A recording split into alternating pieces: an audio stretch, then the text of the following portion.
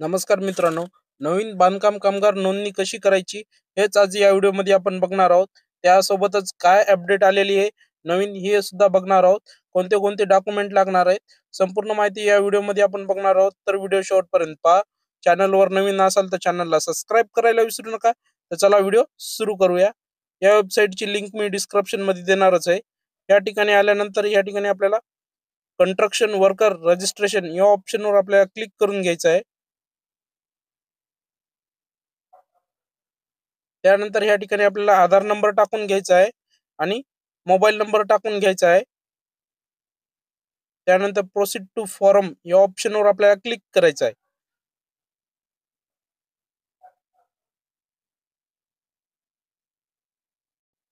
या ठिकाणी आपला फॉर्म ओपन झालेला आहे. या ठिकाणी आपल्याला पर्सनल डिटेल द्यायची आहे. या ठिकाणी आपलं स्वतःचं नाव टाकून घ्यायचं आहे. त्यानंतर फादर्स नेम किंवा हस्बंड नेम टाकून घ्यायचं आहे.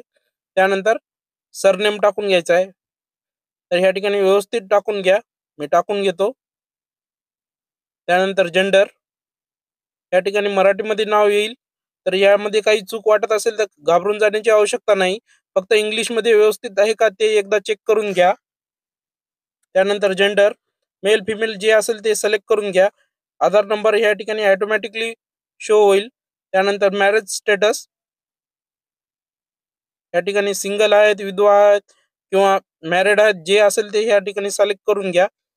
त्यानंतर या ठिकाणी आपल्याला आधारवर जी जन्मतारीख आहे तीच या ठिकाणी आपल्याला टाकून घ्यायची आहे. वय ऑटोमॅटिकली या ठिकाणी शो होईल. त्यानंतर कॅटेगरी या ठिकाणी आपल्याला कास्ट सिलेक्ट करायची आहे. NT, OBC, SC, ST, general जे काय असेल ते सिलेक्ट करून घ्या. जे आपण रजिस्ट्रेशन साठी मोबाईल नंबर दिला होता तो या ठिकाणी शो होईल. त्यानंतर आधार कार्ड नुसार ऍड्रेस तर या ठिकाणी आपल्याला ऍड्रेस टाकून घ्यायचा आहे. होम नंबर ऑप्शनल आहे, नाही टाकला तरी चालेल. त्यानंतर रोड ऑप्शनल आहे, नाही टाकला तरी चालेल. त्यानंतर एरिया विलेज मध्ये आपल्याला या ठिकाणी आपल्या आधार कार्डचा ऍड्रेस टाकून घ्यायचा आहे. त्यानंतर सिटी या ठिकाणी आपला जिल्हा टाकून घ्यायचा आहे. त्यानंतर जवळपासची जागा ऑप्शनल आहे, नाही टाकली तरी चालेल. त्यानंतर जिल्हा, त्यानंतर तालुका, त्यानंतर पोस्ट ऑफिस,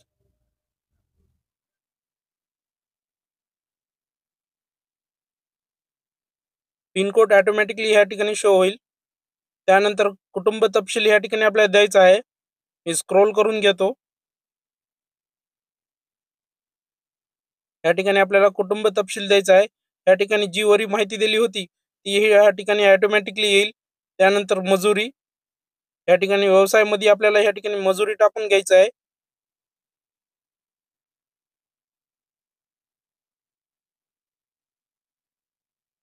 त्यानंतर शिक्षण,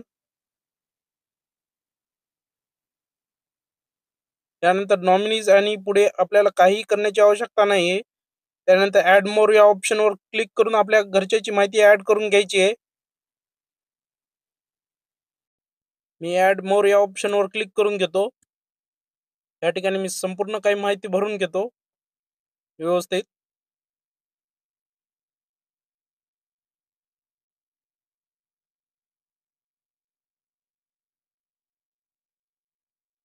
त्यानंतर या ठिकाणी तुम्ही पाहू शकता या ठिकाणी आपल्याला पहिलं नाव टाकून घ्यायचं आहे. त्याच्यानंतर सरनेम, त्यानंतर हस्बंड नेम किंवा वडिलाचं नाव, त्यानंतर डेट ऑफ बर्थ, त्यानंतर वय, त्यानंतर या ठिकाणी आपलं रिलेशन जे असेल ते सिलेक्ट करा. त्यानंतर या ठिकाणी आधार नंबर आणि व्यवसायामध्ये मजुरी, जर लेकरं असतील तर शिक्षण टाकू शकता. त्यानंतर शिक्षण जे काय असेल ते सिलेक्ट करा. त्यानंतर नॉमिनीज करायला विसरू नका. परत आपल्या लेकराची माहिती ऍड करण्यासाठी ऍड मोर या ऑप्शनवर आपल्याला क्लिक करायचं आहे आणि जशी माहिती वरी भरलेली आहे तशीच माहिती या ठिकाणी आपल्याला व्यवस्थित भरून घ्यायची आहे. मी संपूर्ण काय भरून घेतो आणि स्क्रोल करतो. त्यानंतर नियुक्त तपशील या ठिकाणी आपल्याला 90 दिवसाच्या कामकाजाचा तपशील द्यायचा आहे. या ठिकाणी कामकाजाचे स्वरूप, जर तुम्ही प्लंबर असाल, इलेक्ट्रिशियन असाल पेंटर असेल जे काय असेल ते या ठिकाणी सिलेक्ट करून घ्या. मी ऑल टाइप हेल्पर सिलेक्ट करून घेतो. त्यानंतर जारी करण्याचा प्रकार आपल्याला हे 90 दिवसाचं सर्टिफिकेट कोणी दिले ते या ठिकाणी सिलेक्ट करून घ्यायचं आहे. कॉन्ट्रॅक्टदारनं दिले, ग्रामसेवकनं दिले किंवा नगरपालिका महानगरपालिकेनं दिले ते सिलेक्ट करून घ्या. मला नगर परिषदेनं दिले म्हणून या ठिकाणी मी नगरपालिका सिलेक्ट करून घेतो. त्यानंतर जावक दिनांक, तर या ठिकाणी आपल्याला जावक दिनांक टाकून घ्यायचा आहे. त्यानंतर जावक क्रमांक, हे दोन्ही आपल्याला 90 दिवसाच्या सर्टिफिकेटवर मिळून जातील. त्यानंतर या ठिकाणी आपल्याला हे सर्टिफिकेट कोणत्या महानगरपालिकेतील कोणत्या अधिकाऱ्याने दिले त्या अधिकाऱ्याचं नाव या ठिकाणी टाकून घ्यायचं आहे. मी थोडक्यात तुम्हाला 90 दिवसाचं सर्टिफिकेट दाखवतो. या स्वरूपात असणार आहे 90 दिवसाचं सर्टिफिकेट.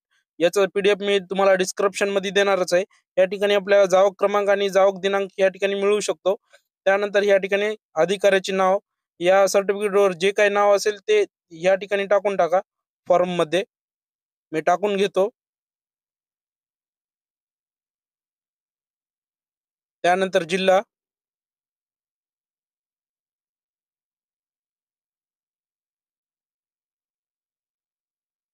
त्यानंतर तालुका, त्यानंतर या ठिकाणी अपडेट आलेली आहे. या ठिकाणी तुम्ही पाहू शकता. कृपया पडताळणीसाठी तुम्हाला ते द्यावयाचे असलेले योग्य तालुका केंद्र निवडा. तर या ठिकाणी आपल्याला तालुका केंद्र निवडायचं आहे. मी स्क्रोल करून घेतो.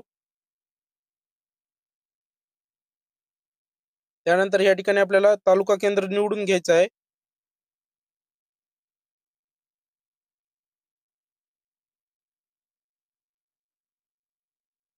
त्यानंतर सपोर्टिंग डॉक्युमेंट्स,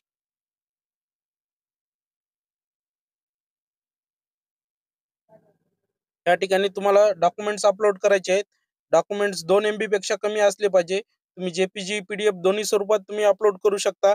या ठिकाणी फोटोचा ऑप्शन होता तो काढून टाकण्यात आलेला आहे. आता या ठिकाणी आधार कार्ड आणि 90 दिवसाचं सर्टिफिकेट हे दोनच ऑप्शन ठेवण्यात आलेले आहेत. तर या ठिकाणी मी आधार कार्ड अपलोड करून घेतो.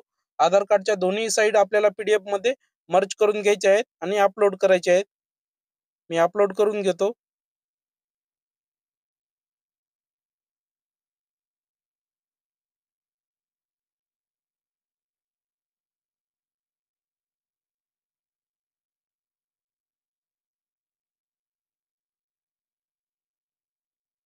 या ठिकाणी पाहू शकता अपलोड सक्सेसफुली आलेला आहे. त्यानंतर या ठिकाणी आपल्याला 90 दिवसाचं सर्टिफिकेट अपलोड करायचं आहे, जे की आपल्याला नगरपालिकेनं दिलेलं होतं. मी अपलोड करून घेतो.